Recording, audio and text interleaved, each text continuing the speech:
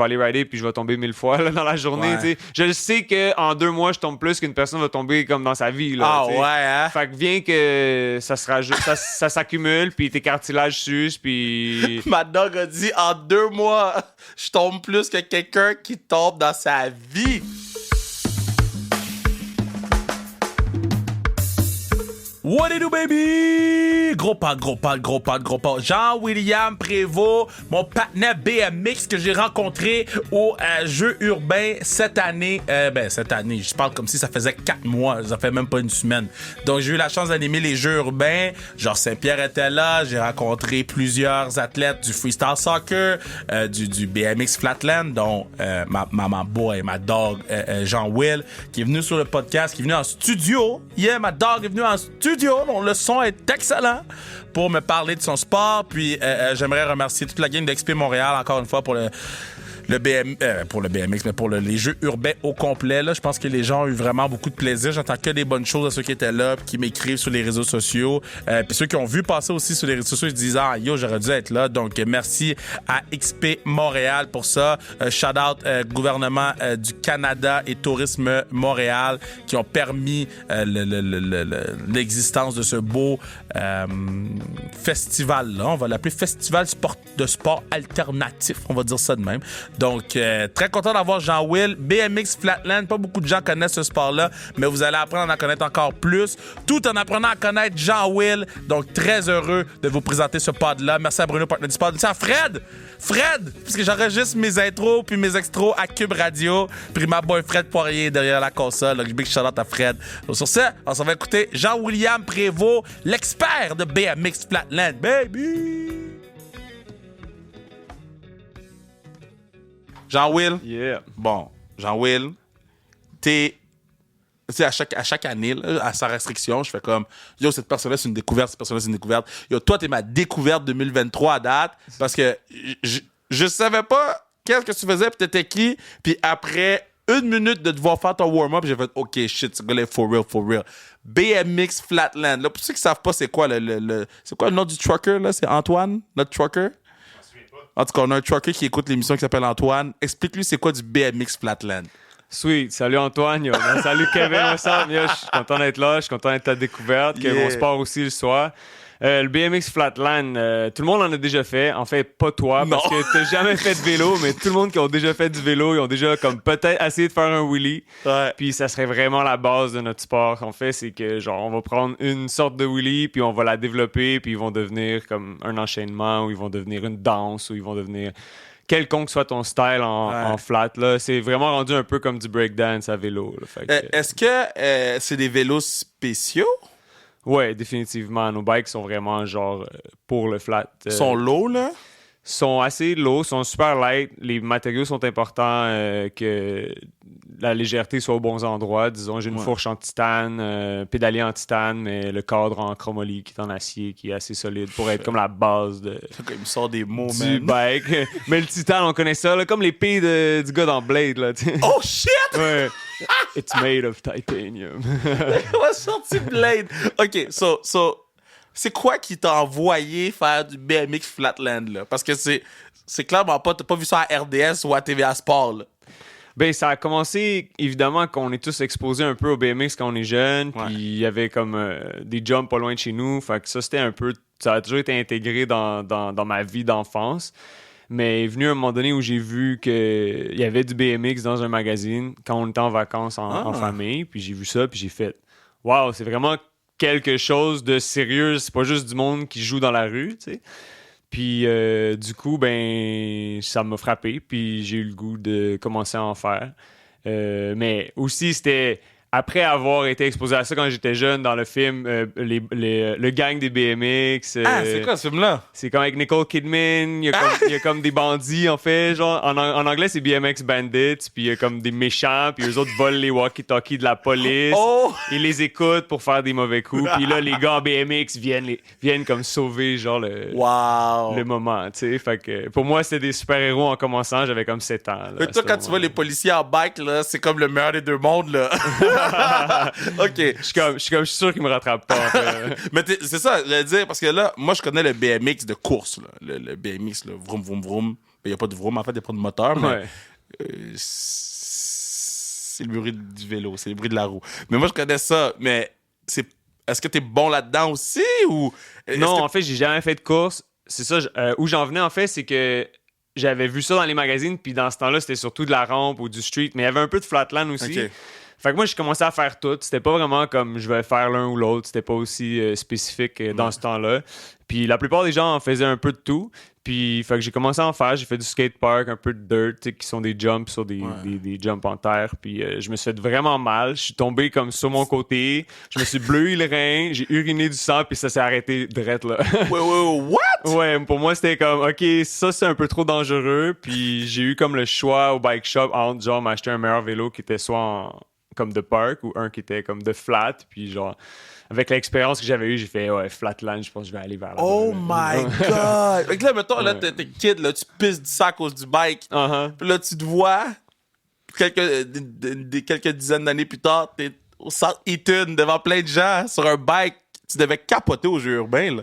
Évidemment qu'au Centre Eaton, c'était la plateforme la plus sick que j'ai jamais eue à Montréal. Ah ouais, Sinon, hein? c'est toujours moi qui l'organise, puis genre, je prends pas part parce que déjà, je suis déjà trop brûlé. Ouais. Puis vu que je l'organise aussi, je fais comme ça ferait pas de sens, là, d'inviter tout le monde de partout dans le monde pour venir leur crisser une volée. Là. C'est pas ça le but, là, tu sais, à la base, mais ouais, c'était vraiment trop nice, là. Ce qui est primordial dans notre sport, c'est que ça soit plat. C'est dans le nom du sport. Flat land. Si est flat le land, on ride bien. Ouais. Puis XP ont juste fait une job de malade au Centre Eaton. Puis il était gros, là, le stage. Le floor, il était parfait. Tout le monde était super confortable. Tu sais, des fois, t'es nerveux, puis là, ça se rajoute au fait que le floor va pas bien. Ouais. Puis là, genre, tu stresses, mais là, on pouvait, genre, juste être au calme à cause de ça. Puis ce que je trouvais nice là-bas, puis... attends, time out. Là, pendant la pandémie, là, vous pouviez pas faire de flatline, il n'y avait pas de compétition, vous autres non plus, même si c'est individuel. Mais dès le début, en fait, il y a comme une organisation en France qui, eux autres, déjà organisaient le circuit mondial à partir de 2016, où est-ce qu'ils ont pris le dessus de celui qui était le circuit mondial qui était organisé par les riders eux-mêmes, tu sais, qui était juste un logo et un site web dans ce temps-là. OK, fait que vous aviez votre propre NHL, genre? On avait notre propre comme truc, mais tu sais, c'était pas démocratisé, là. Genre, il y en avait 2-3 qui prenaient toutes les décisions, tu sais. Fait que ça laisse l'espace à la corruption, évidemment. Oh, j'aime tout. Puis par la suite, c'est une organisation qui s'appelle le Festival international des sports extrêmes en France qui ont commencé à prendre le dessus et organiser pour le Flatland, qui ont ouvert la porte pour l'Union cycliste internationale. Ouais. Mais eux autres, à ce moment-là, quand la pandémie elle a hit, ils ont fait un contest online. Fait que ça a commencé avec un contest online dès le début. Fait qu'au moins, on avait ça comme genre de cible, au moins pour gagner un peu d'argent. Attends, vous étiez sous Zoom? Non, ils ont pensé le faire, mais c'est juste pas réaliste avec toutes les time zones. Ouais. Les fuseaux horaires, ça aurait pas marché. Wow. Ils ont quasiment fait la finale de même. Non, finalement, c'était comme, t'avais 2 minutes, fallait que ce soit continu. Tu pouvais l'éditer pour le rendre plus agréable à ceux qui allaient le regarder. Ouais. Mais sinon, il fallait que tu leur prouves que t'avais landé ça en dedans de 2 minutes. Wow. Mais je te jure, la torture que tu devais te faire passer à travers était insane parce que t'es comme, OK, là, tout le monde est chez eux, dans leur plus haut confort. Ouais. Là, il faut que tu battes les meilleurs au monde comme chez soi, tu sais. Wow. Fait que pour moi, c'était comme un gros challenge, puis je referai plus jamais ça. Ça m'a rendu malade.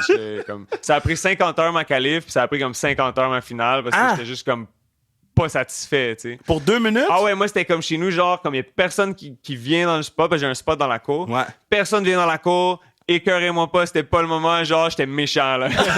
J'étais vraiment méchant. Mais finalement, je l'ai gagné, j'ai qualifié premier, puis j'ai fini premier à la fin. Wow! OK, so, oh man. Mais ça m'a fait haïr le sport. Après ça, pendant quelques mois, je voulais même pas, comme vraiment. Ah, je voulais ouais? vraiment pas faire de bike. C'était Pourquoi? pas- Parce que c'était...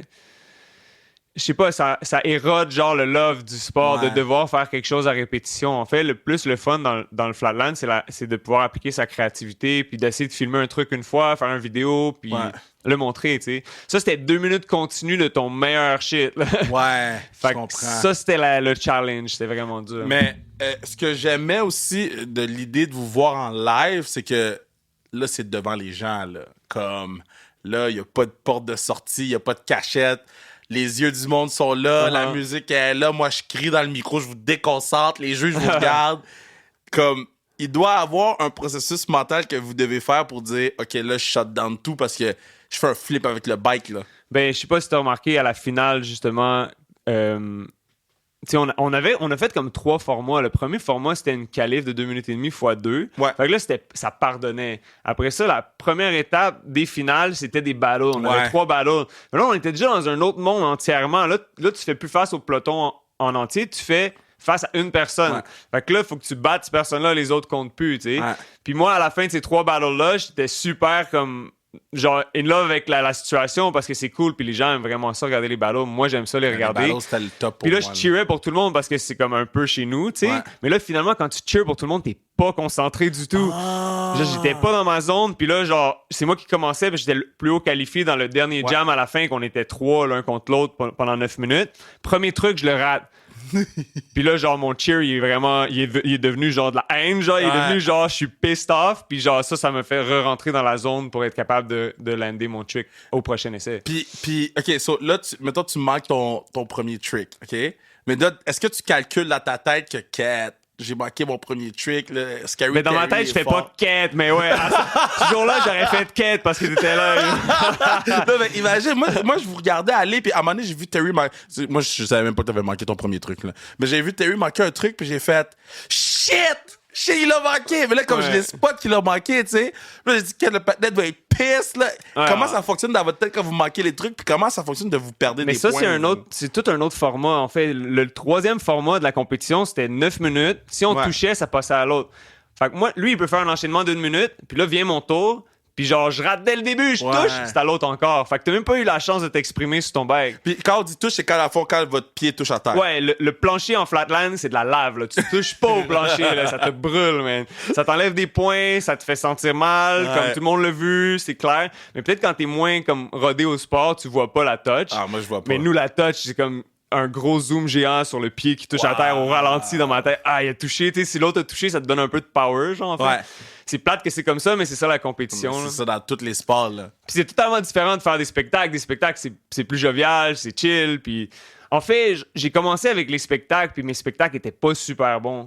Quand j'avais 20 ans, on m'a invité à aller en Chine pour faire des spectacles. Oh, shit! shit! J'ai eu genre un peu la chance de ma vie que mon ami qui était déjà en Chine m'invite puis qui m'ouvre la porte pour aller faire des spectacles en Chine à Shenzhen, qui est à une demi-heure genre au nord de Hong Kong. Wow! Il faisait chaud là-bas. Là. Wow. Tu faisais des spectacles qui faisaient comme 40 degrés, puis t'avais comme 500-600 personnes qui te regardaient. Ah! Fait que si t'étais pas full bon, c'était pas sa coche. Là. Mon ami était vraiment bon, puis il y avait les trucs pour. Puis moi, genre, pendant 1 an, c'était un contrat d'1 an. Pendant 1 an, genre, je ratais mon show quasiment comme systématiquement à chaque show. Wow. Fait que ça m'a... Tu sais, physiquement, c'était pas de la torture, mais psychologiquement, ça m'a brisé. Tu sais, quand les gens vont au bootcamp, là, moi, ça m'a brisé. Puis après ça, genre, je me suis comme retrouvé en dedans de moi, puis j'ai fait comme là, ça va plus, là. Faut que je fasse quelque chose à propos de ça. Genre, faut que je me fasse applaudir, faut que je me fasse apprécier pour mon spectacle, je peux pas continuer de même. Wow! Fait que je vais dire ça comme ça, pendant 1 an, t'étais poche. Pendant 1 an, pendant longtemps, j'étais poche. Pendant 10 ans, j'étais poche. Le flatland, c'est extrêmement dur. T'es toujours en équilibre. Que ce soit le plancher ou le bike ou t'as pas de spot intérieur pour pratiquer ou que ce soit l'hiver au Canada, puis c'est pour ça que c'est pas connu. Mais en tu fait. pratiques où quand c'est l'hiver? Ben là, j'ai un centre communautaire à Dorval où je pratique. Okay. Puis comme ils me chargent pas trop, puis ils sont cool avec les bikes, parce qu'ailleurs, c'est toujours des problèmes d'assurance, ils veulent pas. Le moment que tu dis bike, c'est comme non, tu peux pas rentrer chez nous, tu sais. Puis j'avais un spot pendant 2021 à 2022 où est-ce que je pouvais où j'avais loué pour pratiquer à Mont-Royal qui était excellent, puis j'ai juste vraiment pratiqué fort là-bas, c'était vraiment sick. Puis l'été, tu fais ça dans la rue, I guess? L'été, j'ai souvent fait ça au Chinatown, j'ai pratiqué beaucoup là-bas, mais la situation en ce moment là, tu sais, c'est pas fait pour ça. Ouais. Évidemment, il y a beaucoup d'événements pour le Chinatown, puis en ce moment, il y a une situation au niveau genre de l'immobilier du Chinatown, les autres se battent pour quand même comme conserver le Chinatown comme qu'il est en ce moment. Ouais. Puis aussi, ben, les sans-abri, tu te fais bomber une pièce à chaque... Tu sais, c'est comme à un moment donné, c'est juste comme j'ai besoin de me concentrer, je suis un raid professionnel, j'oublie ça dehors pour l'instant. C'est ça que j'allais dire, c'est que c'est tellement compliqué ce que vous faites que les gens peuvent pas venir... Tu peux pas entendre un klaxon, les gens peuvent pas venir te voir, là. C'est ça, mais moi, je me demandais justement comment que... Toi, justement, tu t'es habitué quand même assez rapidement pour MC notre événement. Comment tu te sentais quand tu rentrais un peu dans notre univers? T'sais? Je capotais, OK? Quand je vais être avec toi, quand on est monté en haut puis on a fait le meeting, je dis ça va être facile. Et quand j'ai vu le warm-up, j'ai dit shit, OK? Holy shit. J'étais avec Hector Garcia, là, celui qui connaissait tout. Puis dans ma tête, j'étais comme, mais j'ai pas d'affaires ici, là. J'ai zéro affaire avec ces gens-là. J'ai zéro affaire au centre Eaton. J'ai zéro affaire nulle part, là. Moi, puis j'ai vraiment fait, je pense que je m'en vais chez moi. j'ai pas d'affaires ici. Finalement, tu continues à avancer, puis je pense que tu t'es bien débrouillé. Ouais. C'était cool pour tout le monde. On a apprécié que tu nous que tu nous bring up. En fait, genre, on en avait besoin. C'était plus que je voulais pas vous déranger. Je savais pas c'était quoi les codes. Tu sais, moi, mettons, je suis dans le monde du sport. Fait que, mettons, au football, je connais les codes. Au hockey, je connais les codes. Puis je suis très pro-athlète. Fait que quand je connais pas les codes, je suis juste comme, mais là, j'emmerde tout le monde en ce moment. Là, en ce moment, tu sais, je savais pas où me placer sur le stage. Je savais pas. C'était plein d'affaires de même que j'avais aucune idée. Parce que les gars, ils ride très différemment. Tu vas en avoir un. Moi, je prends souvent comme tout l'espace. Tu prends toute la place. Moi, je paniquais. Des fois, je prends toute la place. Des fois, il y en a qui prennent juste un coin. Fait que là, tu peux rentrer puis faire partie du spectacle un peu plus.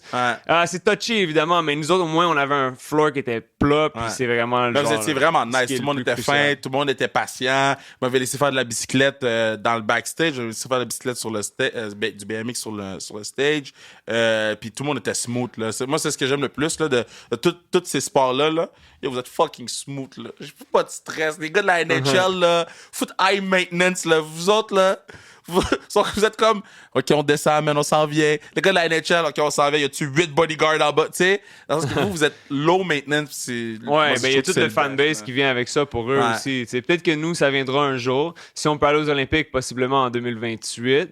Parce que pour l'instant, pour Paris, ça marchera pas. Mais peut-être que... c'est-tu confirmé que ça marchera pas? Ben, pour Paris, je pense qu'il y aurait peut-être une exhibition, mais j'ai pas entendu plus que ça. Fait que je pense qu'à Los Angeles, peut-être en 2028.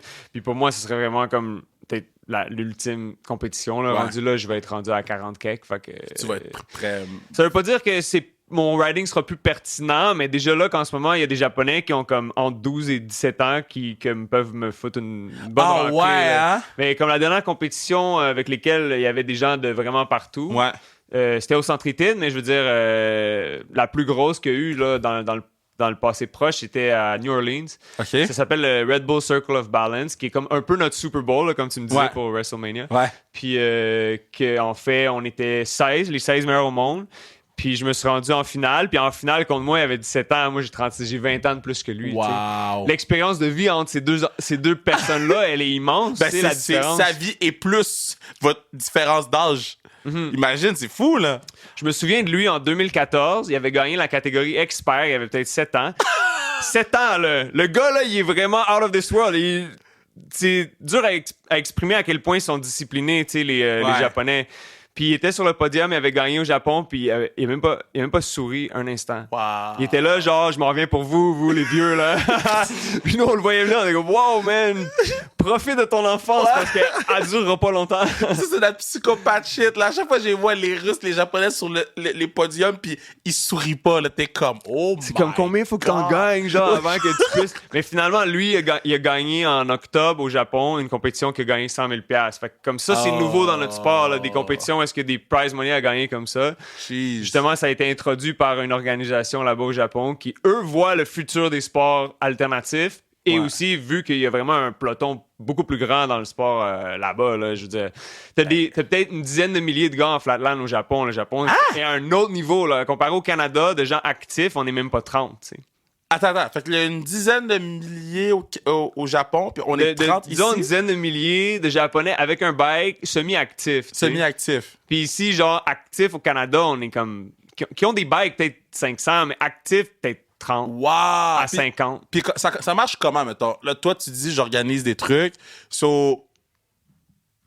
T'appelles tes boys puis ils viennent ici faire des concours? En ce moment, tout est possible, en fait. Je pourrais organiser une compétition, essayer de la faire sanctionner par l'UCI, puis de faire en sorte qu'on puisse gagner des points pour comme les championnats mondiaux. OK. Par exemple, mais si j'en organise un comme ça va être plus low-key, comme ça s'appelle un C1, ça fait moins de points qu'une étape du World Cup, qui compte pour beaucoup. Mais sinon, on a encore l'espace pour faire des contests dans lesquels l'originalité est encore extrêmement importante. Peut-être que d'autres sports qui sont déjà rendus à un point où est-ce qu'ils ont déjà peut-être passé l'apogée du sport, l'originalité, elle a été un peu mise de côté. Ouais. En fait, nous, on a un sport duquel on peut douter de riders qui se démarquent l'un de l'autre par des styles totalement différents. Je sais pas si tu as eu justement la chance de voir comme Ben, c'était la roue avant. Ouais. Terry, lui, c'était la roue avant, mais plus en rolling. Puis comme moi puis Ben, on faisait plus comme une danse. Puis Terry, c'était plus linéaire avec des bangers. Ouais, exact. Puis genre, les trois autres aussi, c'était différent. Fait que c'est comme... Comment tu juges un sport aussi abstrait où est-ce qu'il n'y a aucune figure obligatoire, comme disons dans le patinage artistique, où est-ce qu'ils n'ont pas le choix de frapper certaines figures, tu sais? C'est vrai. Puis toi, tu ferais comment pour remédier à la situation? Non, moi, j'aime le fait que l'originalité est importante. Je pense que c'est comme ça que j'ai réussi à me démarquer, parce que là, tu passes d'un sport à un art un peu dans la même capsule où est-ce que tu peux t'exprimer, puis c'est ça qui m'a attiré vers ça, je pense. Mettons, moi, je pourrais organiser une compétition de BMX Flatline. Tu pourrais. Puis ça serait... Je pourrais organiser une compétition de BMX Flatline, puis que ça compte sur le circuit. Ouais, je pense que avant de te rendre au point où est-ce qu'elle va avoir lieu, t'auras pas le choix d'aller chercher des conseils de pas mal plein de riders. Fait que finalement, genre, pour que nous, on les attire, ces gens-là, si t'es capable de pull-up avec un 100 000 $, pour que les gens, ils se pointent, ça. Là, t'auras pas beaucoup de convincing à faire, mais nous autres, on t'aiderait plus s'il y a pas tant d'argent à attirer les gens. Surtout si un concept comme au Centre-Étienne qui était... Pour nous, quelque chose qu'on avait juste vécu au Japon puis en Malaisie, moi, à date. Dans les centres d'achat. On l'avait fait. Moi, je rêvais d'en faire un au Fairview Pointe-Claire parce que c'est comme le centre d'achat dans l'ouest de l'île d'où je viens. Mais là, tout d'un coup, genre, ça a lieu. Puis je fais comme, waouh, c'est comme mon rêve. C'est encore plus gros, même. J'ai pas eu besoin de tout faire. C'est comme j'étais habitué à faire que quand j'avais organisé les Real City Spin, ça s'appelait au Taz. Puis genre, les 5-6 autres compétitions que j'ai organisées. Fait que là, c'était comme... package deal, clé en main, contest, viens, puis... Moi, je veux faire une compétition. Do your thing. Flatline, là. Yo, fuck that, Bruno, on fait ça, là. Ben, on peut rajouter ça à une compétition de race ou de quoi, ça peut être cool pour le public aussi. Mais c'est de même que le flat a commencé. En fait, le flat a commencé entre les courses, les gars, ils faisaient ça pour se divertir. Entre les courses de BMX. Entre les courses de BMX, le flatland, genre les gars, ils faisaient les clowns un peu, puis ils faisaient ça pour se divertir, donc... Puis, OK, là, tu me donnes plein d'idées. Ça se peut que je te texte durant le prochain mois. Parce que la classique KR s'en vient, groupe. Et il faut entertain les gens dehors, des fois. on s'en parlera.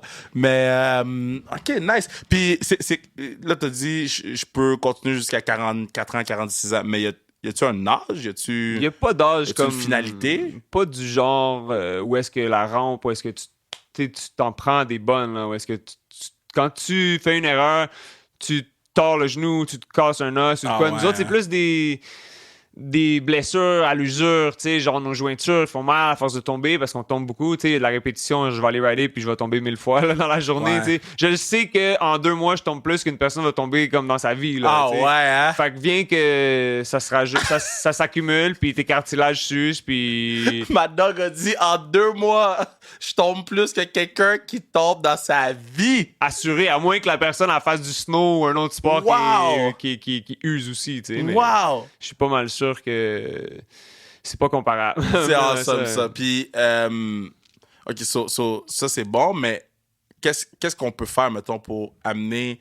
Parce que je sais que pour les amener aux Olympiques, il faut plus de filles. Mais mettons, Antoine, chauffeur de camion, qu'est-ce qu'il peut faire pour aider ton sport, à part, faut suivre sur Instagram, ces trucs-là? Ben, je pense que le commun des mortels qui ont des enfants, ont des vélos, puis de les encourager, si eux, ça leur chante à eux, ça leur tente de faire des tricks en bike. C'est pas quelque chose qui se rend dans un cul-de-sac, là. C'est quelque chose qui a un futur. C'est quelque chose dans lequel ces jeunes-là vont pouvoir développer leurs ambitions, puis devenir des personnes complètes dans le futur. Puis c'est pas limité. Je veux dire, tu t'imagines qu'un bike, c'est fait pour se déplacer localement, mais moi, j'ai voyagé à travers la planète avec mon bike. Fait que c'est vraiment quelque chose qui m'a permis de découvrir le monde aussi. Puis je le souhaite à tellement de monde. J'espère que comme tous les jeunes peuvent vivre ce que j'ai vécu parce que ça m'a ouvert la tête comme je peux même pas l'expliquer. J'ai vu que je suis passé comme 38 pays à date. Wow. Tu sais, un par année de vie.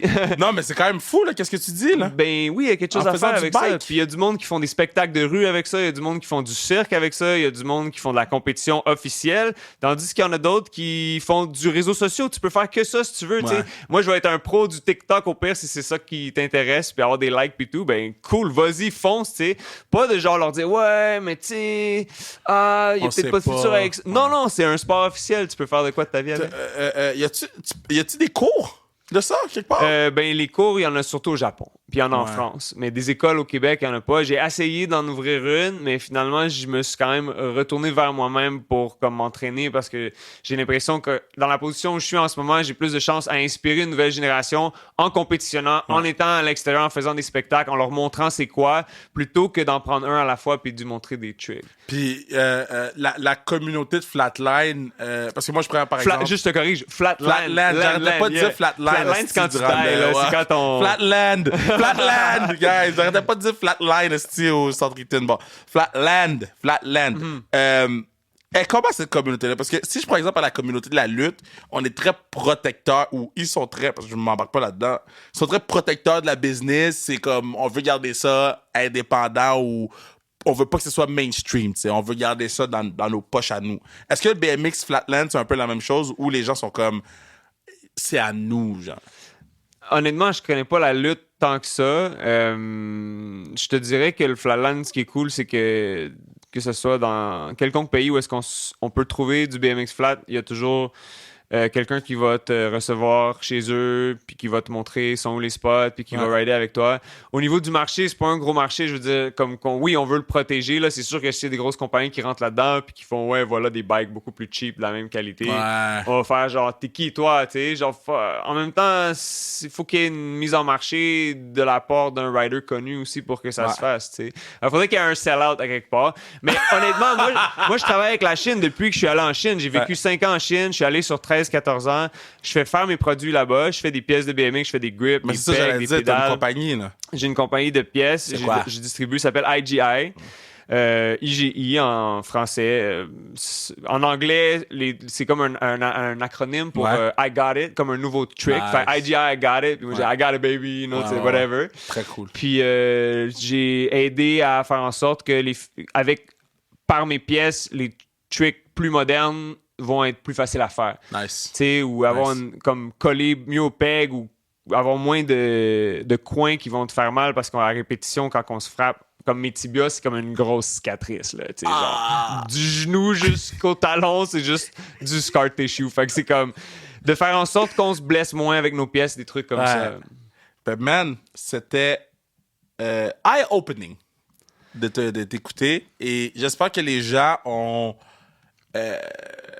parce que, tu sais, il y a plein de préjugés dans les sports qui sont pas le hockey, là. Puis t'es comme... Mais si on l'écoute, tu sais, moi, quand ils m'ont dit du BMX Flatland, là, je sais pas c'est quoi, là. J'ai un background de hockey. Je veux dire, la façon qu'on bouge en patin, pour moi, ressemble beaucoup à comment on bouge en BMX flat. Évidemment, c'est pas la même bête, là, tu sais. Ben, il y a une roue! Mais genre, tu sais, la façon... Nos pneus sont à 120 PSI, fait que les pneus sont extrêmement durs. Si ça pète, ça explose, tu sais. Ah ouais? Fait que c'est comme on patine en vélo, en fait. Genre, si t'arrives à un point où est-ce que t'es capable de juste garder ton momentum puis aller très rapidement, puis le plancher le permet, c'est comme patiner en bike.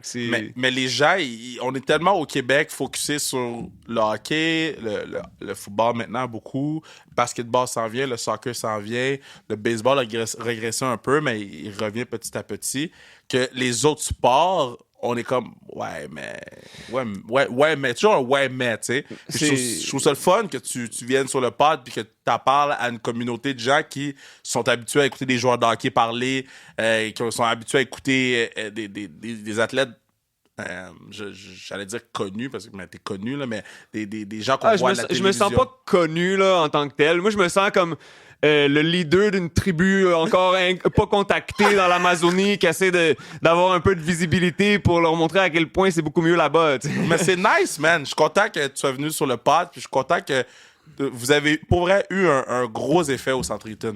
Comme il y a beaucoup de gens qui parlaient de vous autres, puis je pense que c'est vous puis le soccer qui avait les plus grosses foules, puis je pense que c'est vous qui avez la plus grosse foule. Ben, on l'a senti. Moi, je l'ai senti, je l'apprécie. Je suis vraiment stoked de pouvoir refaire ça encore l'année prochaine. Je pense que tous ceux qui, déjà dans mon entourage, ne sont pas pointés « What up? Vous êtes où, les gars? Allez, quête, bro! » Mais à part de ça, je suis super stoked. Merci de m'avoir invité. Puis je vais te parler de BMX pendant des heures quand que ça va te tenter, n'importe quand. Anytime. Puis moi, je veux essayer de faire partie des gens qui vont créer une compétition juste pour voir si on est capable. Je suis sûr qu'on est capable. Je suis down. J'en ai créé, je peux t'aider.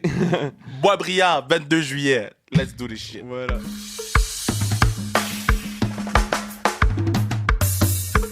Très bon pote.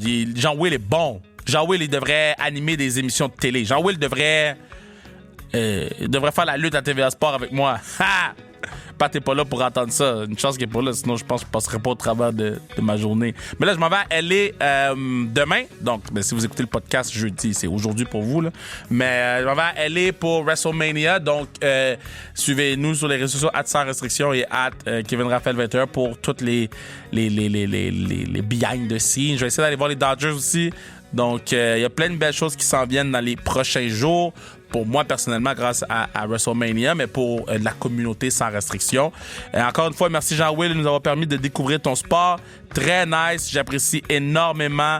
Puis, on n'a pas fini de t'entendre parler sous sans restriction, Big Dog, man. Ça, je suis convaincu de ça. Sur ça, moi, j'ai fini, man. Les gens ils veulent que je parle pendant combien de temps? J'ai fini. Merci Bruno, merci Fred, c'est tout. Bye.